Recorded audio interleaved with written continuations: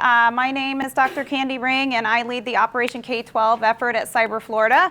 I've been at Cyber Florida for, I don't know, I can't do the math, since 2018. Started as a cybersecurity curriculum developer, doing everything except K-12. And in 2020, we started the K-12 program with 2 schools, and now we support pretty much 100% of the state, and we'll talk a little bit more about that later.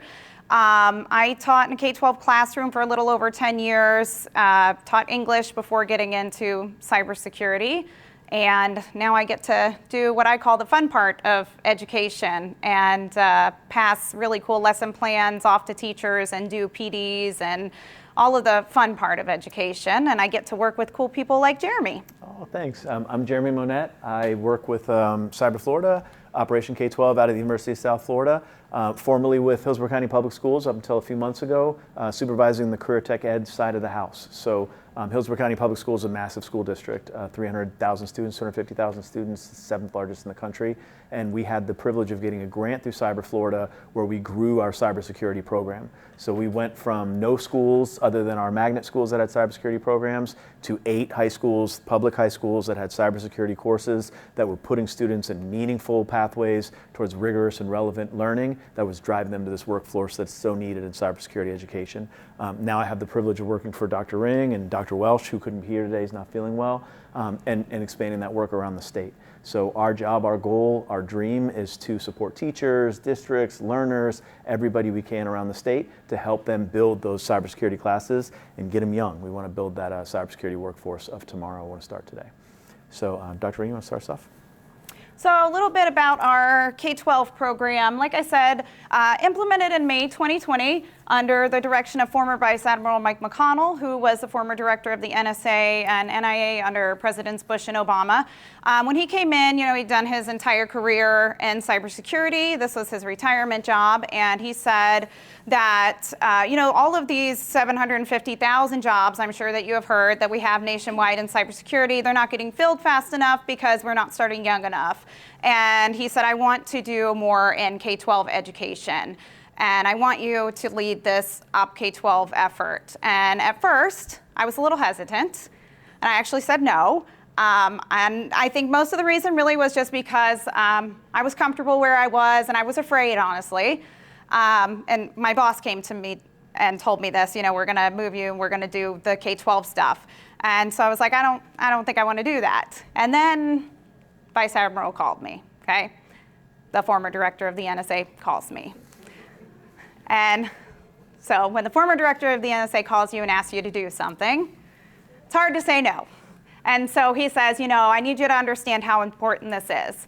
I need you to understand how important this work is, and you could be making a difference in K-12 education and cybersecurity across the entire nation, most importantly, in the students in Florida. And maybe he was telling me everything I wanted to hear or needed to hear, I don't know. Maybe he was filling my head, but I fell for it, and I ate everything that he was saying. But in hindsight, he knew exactly what he was talking about 4 years ago, because I can see now how much cybersecurity has grown, and I can honestly say that Florida is a leader in cybersecurity education.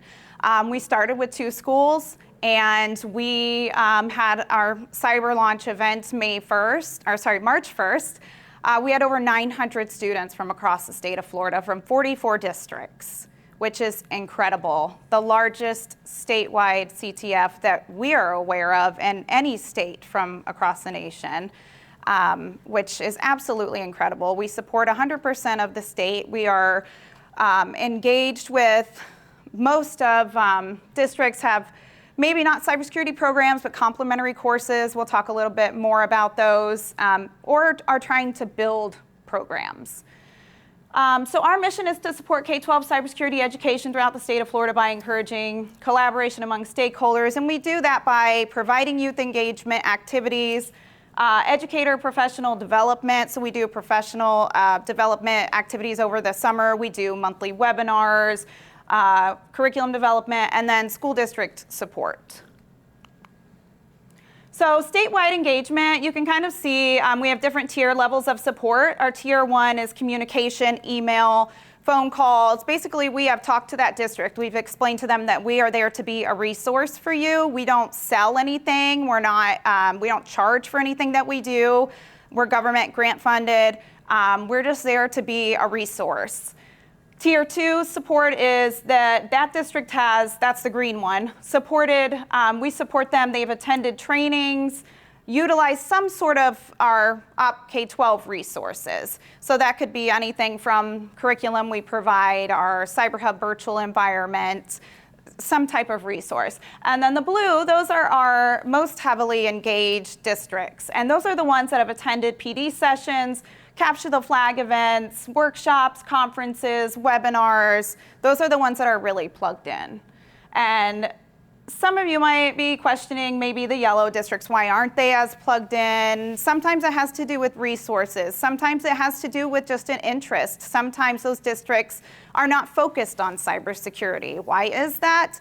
Sometimes that's just not their focus. We have some that are more heavily focused on agriculture, some that, are more heavily focused on culinary or just different areas. Some of the smaller districts, it's harder to get a bigger interest in that field. But we can start somewhere, and that's what we're trying to do. We're trying to explain to them you don't necessarily have to have a huge number of kids to get a program started, a club started, so on and so forth. So level of support varies by district. So youth engagement, this is a picture of our elementary kiddos at the Cage Summer Camp. And they do like a top secret mission kind of camp. It's really cool. They get like secret agent training. They get a box full of resources that have like little glasses, and a Cage agent delivers them to them. It's really cool. It usually works well, except for the time that one of our Cage agents tried to deliver it to MacDill Air Force Base. And that didn't go over well because they did not have a military ID or any sort of identification to get them on base, and they had a box full of stuff in a Cage agent outfit, and it just didn't go over well. But usually it goes over well. So the kids really love this camp though. We have camps all the way from 3rd grade to high school. We run consecutive weeks of each camp, and they are max capacity all summer long, June, July, and a couple weeks in August. Last summer, we had over 300 kids in the camps. We have school districts that will literally bus kids in from their district to come to the camps. They're great. We run them at USF on campus, and then we're starting some at St. Pete this summer as well. Registration is open for those if you have kids or students that want to attend, and you can just go to USF's website and find out more information about those. We run monthly webinars. Jeremy just did one on Minecraft and their education resources a couple weeks ago. That came out of a grant that they got from Cyber Florida last year. They were able to develop some secondary resources through Minecraft. Some really great educational resources there as well. But those topics change. Every month they change. Just resources for teachers, and then also some student webinars as well. We also offer field trips. We take students places. We bring students to us. All kinds of different things. If we don't have it, or if you have something you're interested in, we can come up with something. Capture the flag events. We do small ones, we do big ones. Lunch and learn, classroom presentations. We have a speakers bureau full of industry professionals that have volunteered their time to speak in classrooms. Community events, and then our annual cyber competition, which we started this year, which I'll tell you a little bit more about in just a minute. Professional development for educators, again, monthly webinars. We do our annual Putts and PD event, which is every summer. We bring all of the teachers to Topgolf, and we basically do kind of some hands-on stuff, and then we treat them to golf and lunch and drinks for a couple hours, and we treat them like adults and not teachers. And that's how one of the ways that we help retain our teachers. Teaching's hard enough as it is, and so we want them to have a good time. And it's a really high turnover in teaching, especially when they get a little cybersecurity under their belt, right? And they find out how much you can make in cybersecurity industry. So we want to make sure that we treat them well and we can keep them in the classroom so that they can teach these kids. Trainings and workshops and conferences. We support teachers going to the conference. We sent 6 teachers to NICE K-12 in December, and we're sending 10 teachers to cyber.org's EdCon in June as well.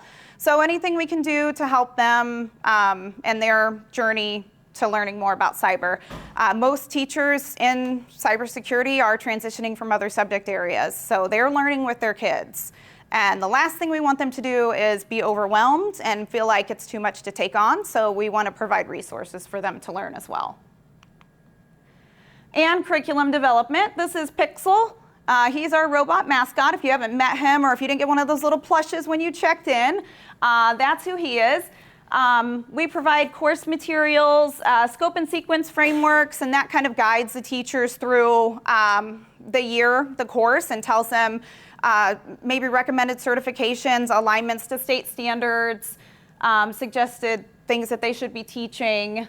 We have a Cyber Hub virtual environment, and that's run through AWS so that the kids can actually practice hands-on.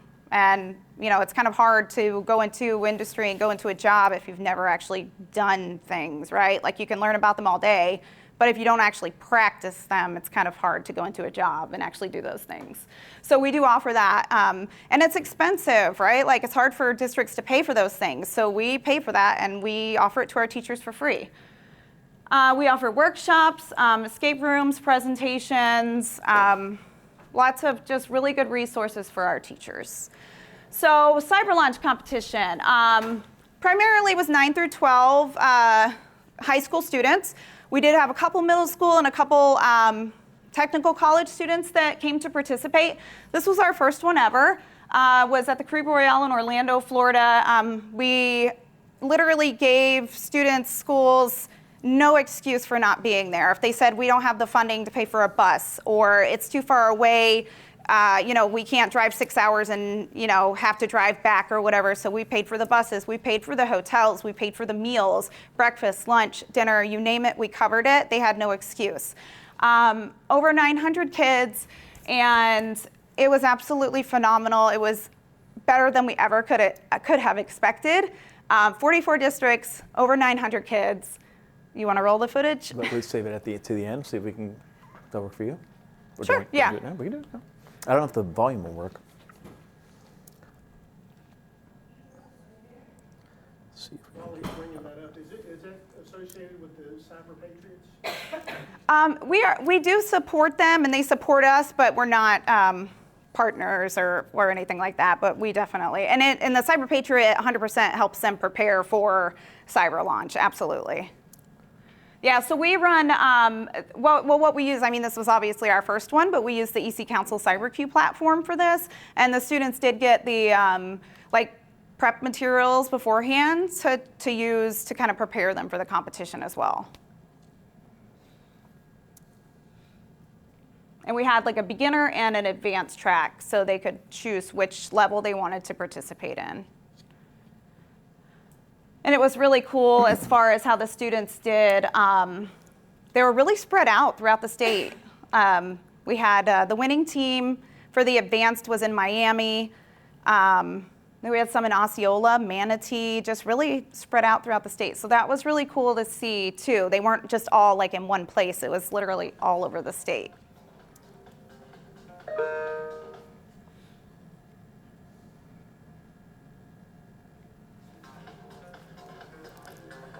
See behind me, we've got over 900 students from over 40 districts across Florida, all the way from Escambia County out west. That's not the one. To everybody in between.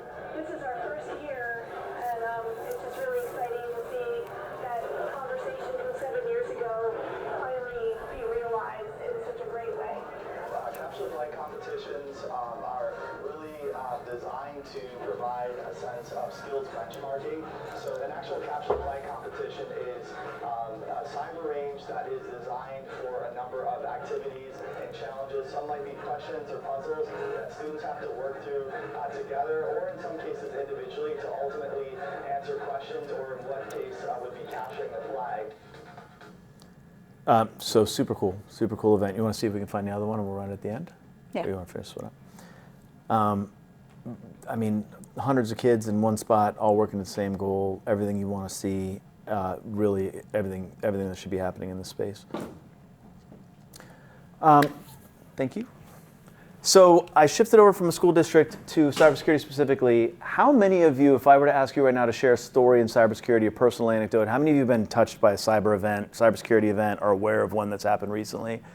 Yeah, I made a mistake of doing that at a conference, and it derailed the whole thing because everybody had a story, everybody had something to share. We know why it's needed, right? The question is, why are we doing what we're doing? The numbers flesh that out. So I had a chance to go present to Space Florida recently, and they were adamant. It was wild, right? So it was NASA and SpaceX and Blue Origin and Lockheed Martin. And I told my kids, like, I presented at Space Florida, so I'm basically an astronaut now when I came home. But I pulled these numbers from the Bureau of Labor, and the numbers are there. Right? The national average for the salary is there, the needs are there for these employers, and what we know about cybersecurity and why we're pushing so hard into K-12 is that not only are there good, high-paying jobs that these students are going to be able to matriculate into, but they're jobs that cross multiple industries. So you need cybersecurity in everything. Next week I'm presenting at the FLATE conference for manufacturing, right? They're big on cybersecurity to protect their supply lines. Medical, I mean, every different field is now leaning into cybersecurity and trying to figure out a way that they can shore up and protect themselves. I'm on a task force currently with Hillsborough County Public Schools trying to figure out what went on with the cyber attack that we had earlier this school year. Right? I have children in these schools. That's their most sensitive data, their social security numbers, all their information. And that's the data that the bad guys want, right? It's not my credit. Like I have a lifetime's worth of information on mine. These are credit scores and social security numbers for kids that haven't run anything up yet, right? And we have to protect that. We owe it to them to keep that safe. So these conversations and these opportunities in cybersecurity are spanning different spectrums. So what we try to do is we try to start off as young as we can, right? Foundational learning in cybersecurity. So if you're looking at like elementary and middle school, the goal is to get in front of these learners and give them the basics, the foundations. Cyber hygiene, digital footprint, awareness. You know, in Florida, social media protection and safety is huge, right? We're seeing new laws now that are being signed by the governor restricting in social media use for children. Right? How do we prepare these kids and these learners for the future world that they're going to enter into and the world that they're entering into now? This is the conversation that we try to drive in the K-8 classroom. As we get into high schools, we try to build specific programs that are going to drive students towards industry certifications in areas that are rigorous and then relevant to workforce. So in career tech ed, what we are tasked with is putting students on a pathway that brings them to high skill, high wage employment. We start with SOC codes, jobs, industry, advisory boards, figuring out what the local needs are in the communities, and we try to model our classrooms and programs around those needs. So we work with school districts, teachers, whoever wants to listen, to build these classrooms out, and we start by building these classes that should align with industry certifications that signal to the employers that these students are ready to enter the industry.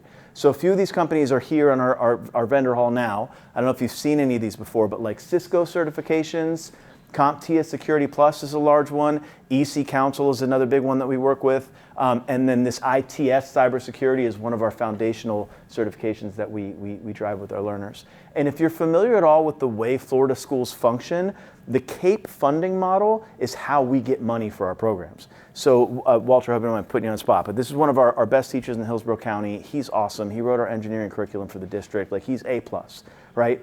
When he gets his students to pass these challenging industry certifications, the state will fund his program. And by law, this is my favorite thing about working in Florida, when I tell other states this, they fall out of their chairs, right? By law, that money, 80% of that money has to stay with the program that generated the funding. So no superintendent can come in and like sweep that money for toilet paper or printer ink, right? That has to stay with the program that generated the money. So when you have a teacher like Walter who's killing it, his classroom is strong. He has the resources that he needs. So you walk in that room and you go, oh my God, this is a place of pride on that campus. And when kids are trying to maybe go to a charter school, or you have questions about public education and parents come in, that's the room the principal takes them to. Because that's the teacher, that's the program, that's where everything's humming.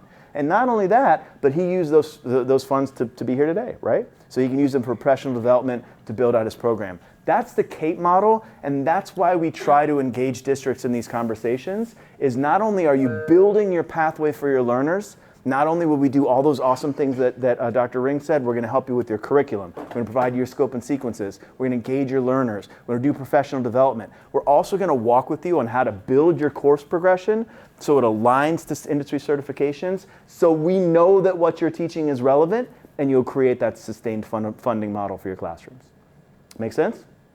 The other thing that we really try to do is we try to build local advisory boards, because the needs for our learners in Tampa are very different than our needs for the learners in Escambia or in Miami, right? Every region is different, and we want to prepare our learners to support the industries in their area. We don't want their best and brightest, like their tech nerds, leaving, going to a university far, far away, and then staying in the big city because they can make more money, and all of a sudden you don't have anybody who knows anything with cyber in these regions, right? Like, we don't want that brain drain across the state. We want to meet these kids and prepare them for the industries in their area. So Robert, I hope you don't mind me saying your name, but Robert in the back is on a Hillsborough County Advisory Board for Cloud Computing and Virtualization. And when you go into these classrooms and you talk to these awesome teachers who are working their butts off, they don't necessarily know, because I have a tough time keeping up, what's relevant, what industry looks for, how are we making sure the kids are learning the right things?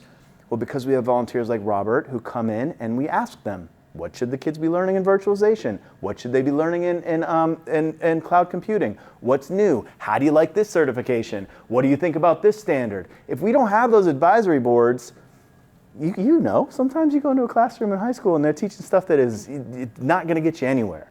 We can't do that in CTE, it's in cybersecurity specifically. We have to be driving towards industry and what's going to prepare these students.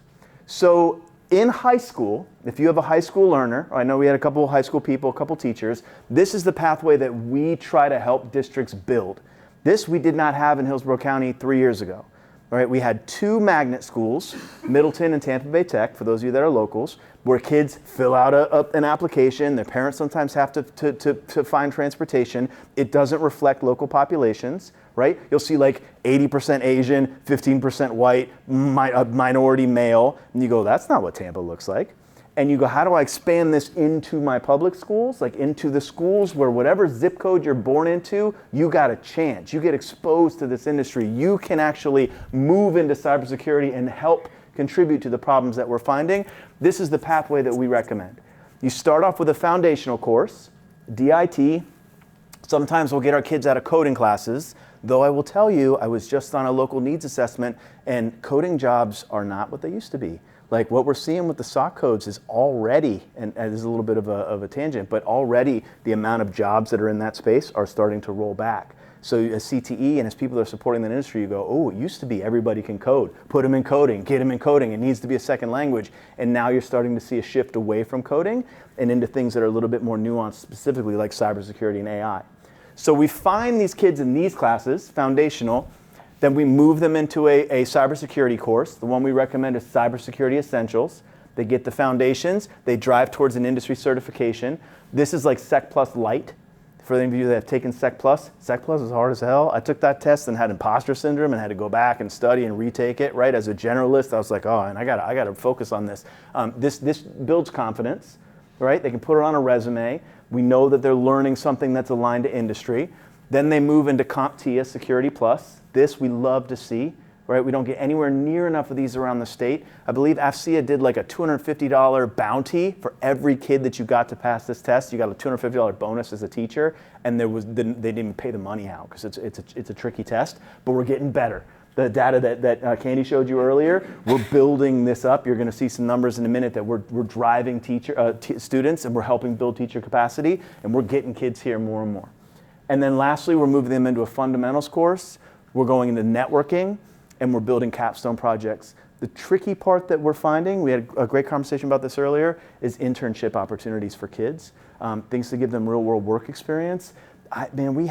We did this in Tampa. We had Raymond James and Moffitt and big employers that were like, yeah, we're going to do this, we're going to do internships, it's going to be great. And then when push came to shove, no kids got in rooms because nobody is really keen on having a 16, 17-year-old high school kid and they're, when passwords are being whipped around and their most sensitive medical data. It's really challenging to build those opportunities. So that's something we're thinking about, is how do you give the students real world work experience when people are resistant to putting them in that space. Anybody have any questions about what we're trying to do in high school, the certification alignment, the pathways that we're moving? Did you have buy-in from your DOE on those year 1 through 4? Like, did you have to negotiate with them? How does that, do you work collaboratively, or does it matter in your state? Or? Yeah, great question. Do you mind if I share what your background is with the room? So we had a chance to talk earlier, and you're building out something similar to Cyber Florida in Oklahoma, right? Yeah, so he's like, we're modeling it off Cyber Florida. It's super cool. So our DOE provides frameworks for the courses. So if you type in right now FLDOE CTE framework, you'll pull it up, click on Applied Cybersecurity, and it gives us these course progressions. The course progressions have standards for each individual course, I'm sure like yours do. And then what we'll do is we'll pull in Robert and our advisory boards and our people that know their stuff, like you guys in this room and the vendors that you've seen and the people that present, anybody who's willing to give us their time, and they'll help us identify, these are the standards you want to focus on, nobody's really doing this anymore, this is the one you want to cluster. And then what we try to do to support our teachers, because not everybody's Walter, right? Like some teachers need help, and especially new teachers that know nothing about cybersecurity, they want to hold on to any sort of curriculum they can because they don't know the content, they're going to learn it along with the kids. So that's when we will generate their scope and sequence and pacing guides. So it'll be, these are the 3 standards you want to start with, and then you're going to use this activity, then you want to transition into these, spend a month on this group because it's really hard, this one you can probably get through in a week. We try to give them that kind of guidance. Yeah. I think 2 really important things to mention are with the courses. 1, if it's not a course that's not in the Applied Cybersecurity Framework, no one's going to touch it in Florida. And 2, if it's not on the CAPE approved certification list, no one's going to touch it in Florida. Absolutely. Because Florida is unique, CAPE funding is unique to Florida. We haven't found anything like it in any other state. So if it's not on that list, no teacher's going to touch it. And that's why we make sure we focus on those certifications and we focus on the courses that are aligned to our state standards. Yeah. Otherwise, we're wasting our time and yours. We take a lot of heat in Florida for our education system, but we're absolutely leading the way. I promise you. I'm not just saying that. I promise you we're leading the way in this particular realm, in large part because of the CAPE funding model. We have other states. We just did a summit at USF and people were from Purdue and these other universities, and they were all calling us like, what do you mean you get funding for students that earn certifications? And you go, yeah, it keeps the content relevant. It gives you the resources for the right teachers in the right rooms, right? Like, it's a good system when it comes to targeted funding that's supporting the right programs in the right way. Is the idea. So you should be proud. Like, if you're Floridians in this room, like it's a model that functions. Yeah. Did you have a question? Absolutely. So this is great. It's a great drive with filling in that gap for the cyber workforce.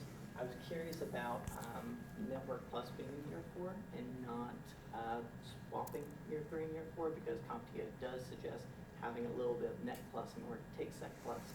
Yeah, that's a great point. And there is the this class can be taught as a year 2, right? Mm-hmm. So we don't force a pathway down districts. They can kind of select which ones they want, and sometimes it'll come out of the CSIT framework, so they'll move that way. So the kids will get A+, Net Plus, and then move into Sec Plus as the culminating certificate. Or sometimes they just don't do Sec Plus at all. But yeah, you're 100% right. And so it's also really great if, let's say, a high school senior, he graduates, he or she graduates, and they end up getting Sec Plus, A+. Net Plus, have a whole CSIS. But in order to get a job, you need 3 things. You need a cert, if they require a cert, you need the education, such as a bachelor's, and you need experience. So if they get the cert, which is great, how do they get the job? How do they get past HR with that education requirement and that experience requirement? Yeah, great question, right? What you see coming out of the high schools in the tech colleges, because the way they're assessed by the DOE for their funding models is matriculation. So the percentage of those students that move into a university would count, and the percentage of those students that move into employment in that field would count, and they have to hit about 80%. So, and these applied cybersecurity classrooms, the majority of these learners are going to matriculate to a university. They're going to be coming to you. Right, you said you're going to be teaching at SPC, or you're going to be teaching so you'll have the post-secondary CAPE list, which you can pull certifications from for funding. It's the same model. These kids will be coming your way. In employment, what you'll probably find is that they're going to like cybersecurity adjacent. They're going to go work in your HR department. They're going to be a help desk. They're going to be working tech support with this foundational understanding of cybersecurity that they're bringing with them. And then hopefully as their careers advance, they'll move into that specifically. So they're going to have more knowledge than what's going to be required from their job. You got it. And an opportunity to upskill and move up. And this is just based off of one district. Not every district does it this way. Jessup? You may have answered it when you said tech schools, but have you seen any problems with these classes count as credits for students when they get ready to graduate? I think about military students that transfer into like the districts. You know, they've got classes from all over the place, and it takes a school counselor, you know, an active guide to try to make sure that they graduate on time based on the credits that they have from all over the place. But if a student takes one of these classes, does it lower their GPA for like college admissions? Lowers their GPA at all for the number of credits that they need in order to graduate? You seen any of those issues at all? No. So these classes, these here are point twos. Like they're going to give honors points for students in class, so it'll raise their GPA based on honors curriculum. As long as they're meeting their grad requirements, then that would be additional. The challenge that you run into is you don't get a lot of kids that make 4 years because they have to have their math, their science, their social studies, or English. So a lot of times they'll end here. Right, which is why, to your point, this doesn't even sometimes usually happen, or it may happen instead of the Sec Plus here. This is not a well-populated certification, so they may flip those two. But no, they're well aligned. And not only that, but the state has districts keep track of program concentrators and completers. Right, we want to see kids that are on a pathway towards high skill, high wage employment. So if they've taken 3 courses off this progression, they get a gold seal on their high school diploma, and they get Bright Futures funding for college, which is another program you can be proud of in Florida, right? So they're actually getting additional funding if they graduate coming through a career tech ed program. Great question. Anyone else? Yeah, do you talk about, I guess in career development and any of these different like areas of cybersecurity or different job roles? Because we talk to people looking for entry level, they all want to be pen testers, basically, but there's a lot of other jobs out there. So I'm wondering if that's even being discussed in this curriculum at all. Yeah, I mean, it's certainly a standard in your foundations course, is in every CTE course, right? You're going to have a role of like what are jobs that are available, but that's part of why the work that Candy does and has helped me like engage with is so important, because a lot of our teachers don't know. Like, I don't know, I didn't know before I came over here what the wide array was, right? And then I'll talk to people in industry and they go, you guys teach these classes and it's all capture the flag, oh my God, we've been hacked, what happens? If that were my job day to day, I'd be fired. Because that's not something supposed to happen every day. You're not supposed to be dealing with like, oh my God, we were hacked, right? So much of what I do is X, Y, Z, and you go, oh yeah, that's why I need y'all, because I can talk the education side, right? And Dr. Ring can connect with industry and then help bring that to educators through those advisory boards and things like that. Yes, sir? Are any of the year 2 to year 4 classes, or even year 1 besides AP Comp Sci, are any of those considered core classes? Because that was something huge that I struggled with during my high school experience here in Florida, was I wanted to select many of these more like off-beaten, not really considered core classes, but the thing is I wasn't able to, because then in your case, like you said, you're not able to graduate on time. Yeah. So would you say that maybe in the future, something like operational cybersecurity or cybersecurity essentials would probably fit into like a STEM core class, so maybe students would be more encouraged to take them? Yeah, I write your governor, right? Like that's the goal. You know, so I believe I believe these can count as a math class. But that means you have to have a guidance counselor that understands that and a school that supports it. But I believe from statute, these can take the place of a math class. Certifications and these courses can take the graduation requirement for online courses, which I think they just got rid of, but that was a big thing. But along the lines of like, once you hit your junior year, do I really need to be taking that 4th level science and 4th level English when I'm taking welding, or you know, I'm in a vocation? I think that could be a great next step for us as a state, certainly. So then, great program. I'm curious with how Cyber Florida is addressing the issue with current undergraduate programs with cybersecurity, because they are lacking in what's the word? Quality. Specifically, like in general across the state of Florida, or? That's across the country. How, okay, so I mean, we can really only speak to the K-12 programs because that's what we specifically work in. And as far as Yeah, I mean, that's specifically what we work with, but I can say that obviously with Cyber Florida, they work closely with the undergraduate programs at USF, and I know that they were recently revamped as well as the graduate programs to make them more robust in terms of the technical skills that the students are learning, because they are, or were very aware of the fact that they did not have the best reputation in terms of student employment rates post-graduation because of that issue. So I am not, actually did go through the, so when I took this job 6 years ago, I have my master's and doctorate in curriculum, and I didn't know anything about cybersecurity. So I went back and got a master's degree in cyber intelligence so that I could learn about cyber, because I didn't want to not know the subject I was making curriculum for. And I can honestly say when I did that, I learned a lot of facts and I learned a lot of case studies, and I learned a lot about cyber, but I couldn't do anything technical. So I recognize that as an issue. And so I can say I know what the program looked like before that. I don't know what it looks like revamped, but they very much were aware of that being an issue, and it has been revamped since.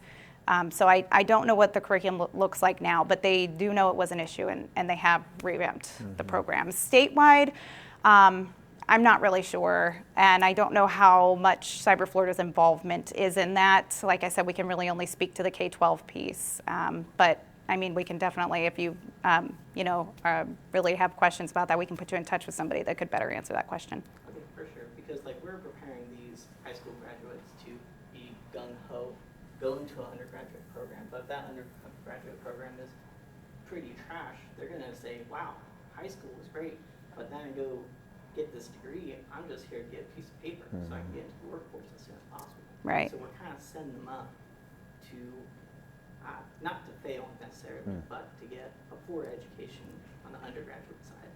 So it would be great to have both. Right. Yeah.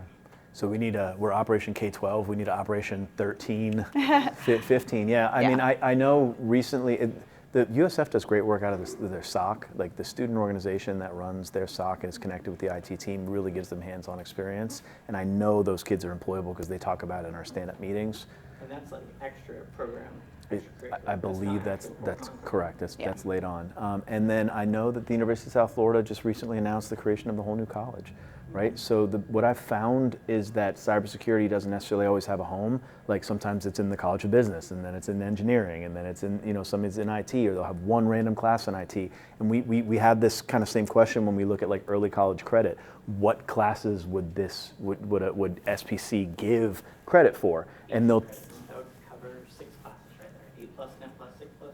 You can skip 6 courses right there. That's great. Yeah, that's great. Sometimes when they take these courses, they'll take an entire framework worth of courses and get credit for like one entry-level IT course. And you go, that's not the same, right, for these learners. But so as USF kind of hopefully leads the way in cybersecurity, and they're building a college specifically for cybersecurity and AI, hopefully that will better those programs and make sure that they're more relevant for their learners. Robert? What if the universities or colleges recognize certifications, right? If they have certification-based courses, like if you do have Net Plus, Sec Plus, I feel like that should fulfill some of the credit requirements there. Yeah, so our articulation is done, and the way that's recognized is based on the same CAPE funded list, right? There's a secondary list. If the certification has an articulation agreement in place, then the funding's doubled for the school. So we love it, right? If a certification is acknowledged and there's articulation in place, the districts will go after it. But it's based on each educational institution. So your kid goes to high school, earns these certifications, goes to SBC, and SBC says, yeah, we love it, 18 credits, let's go. That might not be the same in another institution. There are consortiums, like HCC and SBC should be on the same page because there's a regional group of them, but that's all based on what it is. And what I've found is that colleges don't like giving out credits for free. Just being honest. They don't, like the kids get the AP credits and they get all this stuff and they go, I'm gonna go to college I already got my bachelor's degree. And they go, wait a second, I'm gonna give you 7 credits in ag, right? And then nothing in computer science. So it's really dependent on the institution. Funny enough, both USF and SBC are both NSA, nice cyber, I forget the whole acronym, but they're both approved by the NSA to be like really great cyber program schools.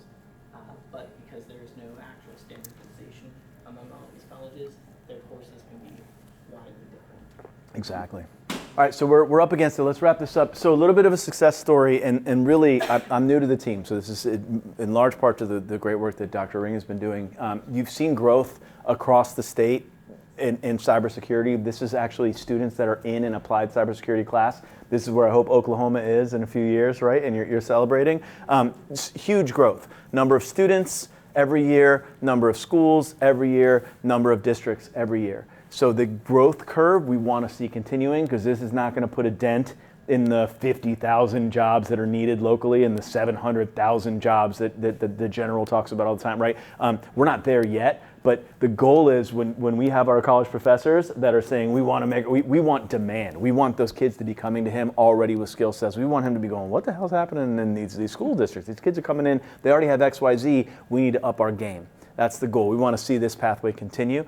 And this is like just a kind of heat map across the state.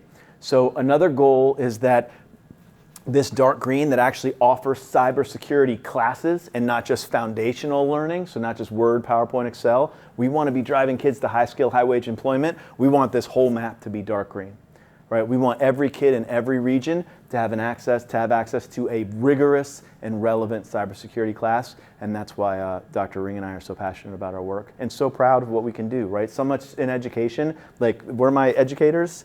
Like, how many times do you get non-funded mandates where we come in and we tell you, you got to do X, Y, Z, but we don't give you the resources? We get the privilege of kind of doing the opposite. We're not anybody's boss. We're here to support. We're here to help. We're here to offer resources and build you up. That's the goal. So in that, just to kind of end as a call to action, we always need help working with our K-12 schools, right? So we have a group that we call the Cyber Partners, which is going to do what Robert does, and once a quarter, sit on a board. We promise we'll honor your time. We'll take very little of it. But everybody says they want to help schools, teachers, kids, and then nobody really knows what that looks like. And we're not going to put you in a classroom all day and have you stand in front of a group of kids. Things that we can do is you can support activities. That cyber launch that Candy was talking about was awesome, and we had volunteers that were there to help and support and engage with those learners. Hosting student field trip, right? We'll take a small group of kids to your venue, right? You can actually come walk in your office, partnering you with a teacher. For those of you that are industry folks and you kind of talk this talk, just having a teacher be able to connect with you and ask you about what's going on in your industry is wildly valuable for them. It's hugely impactful. And then if we can set up internships, work experience, whatever that looks like, even if it's in a sandbox that we make for the kids where you can kind of recreate that work experience, that would be awesome. So if you are local, and by that I mean anywhere in Florida, we're not Cyber Tampa, we're Cyber Florida, anywhere in Florida, and you're interested in helping and partnering with great teachers like Walter, who kills it every day with his kids, please just fill out this form and we'll send you an email and let you know how you can help. Jeff? You answered my question. Awesome. Is that the same thing as the speaker bureau that was mentioned? So we're kind of combining everything into more of like a mentors network is what we're going to try to do, so that you're not pigeonholed into one specific thing. And also I get a lot of questions about time commitment, and there's really no time commitment. We don't want to be like, you have to be here every Tuesday at 6 o'clock in this meeting. We want it to be on your time, and if you're not able for this engagement or that engagement, then that is fine. I had a request the other day for a speaker on April 17th at 4 o'clock or 9 o'clock for some fourth graders. And so just things like that. It might be once a year, it might be once a month, and it's okay if you're not available. That's okay. A lot of times people need mentors for Cyber Patriot. Those are really heavy in some districts, and other districts, there are none. And so as much as you're available or as little as you're available is great. Yeah. We appreciate anything that you can do. Yes? You might want to set it up like a Uber Cyber Partner. I like it. Love it. I like it. When people are available, they come online and you I like it. yeah. You know what I learned the other day? You're familiar with Great American Teach-In? You guys heard of that, where people come in? You know that's a Florida thing. Yeah. That's not like a national thing. Like, there's no national push for Great American Teach-In. I thought for sure that was a national thing, but that would be like an opportunity we could send your way and go, hey, Right. do you have a local school? Yeah. Yeah, so no real big commitment. I think a lot of times people are afraid to commit because of that, like, oh, this is going to be too much. But it really is however much you want to devote your time to it. So, and if it's something really cool, like Jeremy just did some lock picking at Bulls Family Fest with some kids on a Saturday. He brought his son, and like it was really cool. Like if you want to do that, do some lock picking with kids on a Saturday and bring your kid with you, like things like that. You know, like you make it what you want to make it. So, but we would love to have your help, and I'm sure the teachers would too. So, Thank you. I really appreciate you.